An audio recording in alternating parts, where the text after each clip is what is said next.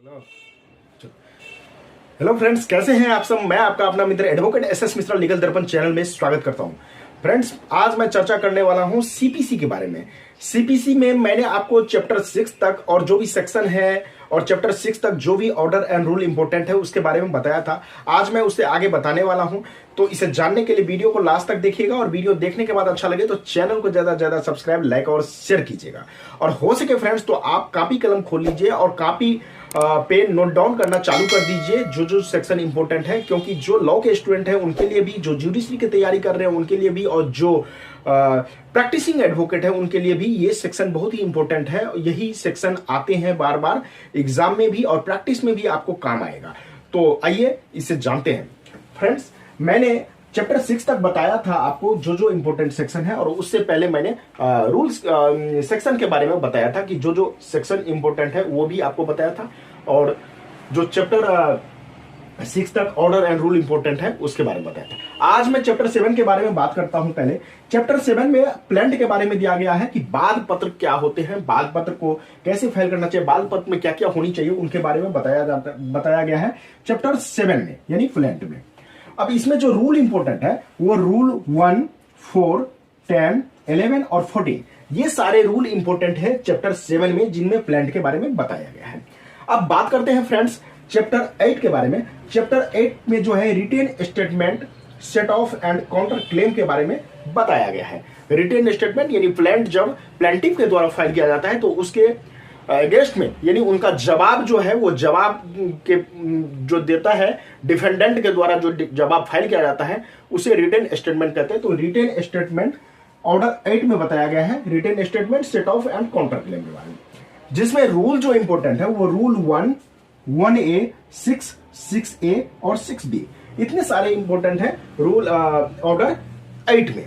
अब बात करते हैं फ्रेंड ऑर्डर 9 के बारे में।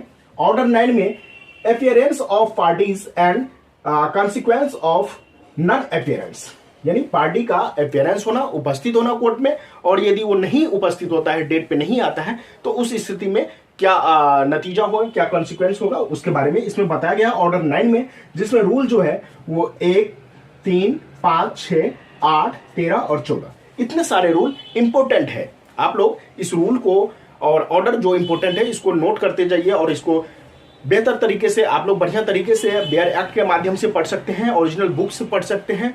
और फिर यदि आपको कंफ्यूजन होता है तो आप मुझे कमेंट करके पूछिएगा, मैं उसका जवाब देने का कोशिश करूंगा।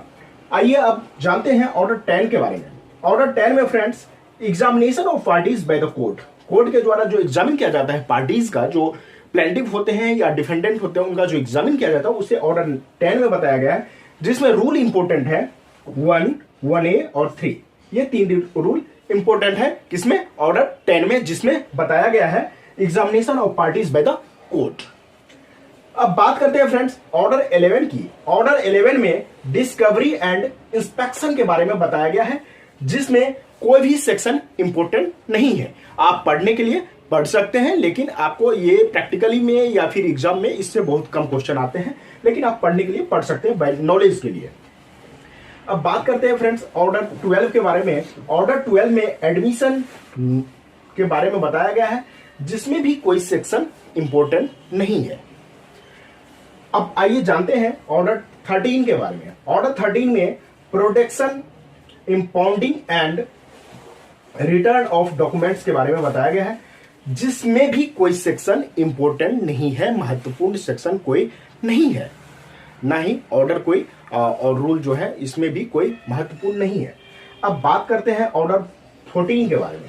ऑर्डर 14 में friends settlement of issues and determination of suit on issues of law on issues agreed upon, इसके बारे में बताया गया, जिसमें रूल 1, 3 और 5, ये तीनों रूल इंपॉर्टेंट है। तो फ्रेंड्स आज मैंने आपको चैप्टर 7 से लेके चैप्टर 14 तक, यानी चैप्टर 7 से लेके अध्याय 7 से लेके अध्याय 14 तक में जो भी इंपॉर्टेंट रूल है उसके बारे में बताया है। अब इससे आगे मैं नेक्स्ट वीडियो में बताऊंगा, तो उसके लिए वेट कीजिए, वो वीडियो भी आएगी बहुत जल्दी। लेकिन मैं ये कहना चाहूंगा कि आप लोगों को जो भी ऑर्डर एंड रूल इसमें मैं बताया हूं उसे आप लोग बेहतर तरीके से, बढ़िया तरीके से पढ़िए। आप लोगों को बहुत काम देगा प्रैक्टिकल लाइफ में भी, एग्जाम में भी। तो फ्रेंड्स, आई होप कि आप लोगों को ये सेशन बढ़िया लगा होगा। फिर भी आप लोगों को यदि कोई कंफ्यूजन हो किसी भी ऑर्डर के बारे में, किसी भी रूल के बारे में, या जो सेक्शन मैंने पहले बताया है उसके बारे में, तो आप मुझे कमेंट करके पूछिए। मैं उसका जवाब देने का पूरा तरीके से कोशिश करूंगा। और यदि लगेगा मुझे कि नहीं, इस पे एक सेपरेट वीडियो बना देना चाहिए, तो मैं वीडियो बना के भी आपको समझाने का प्रयत्न करूंगा। तो फ्रेंड्स, आज तक के लिए इतना ही। फिर मिलेंगे नेक्स्ट वीडियो में। तब तक के लिए धन्यवाद।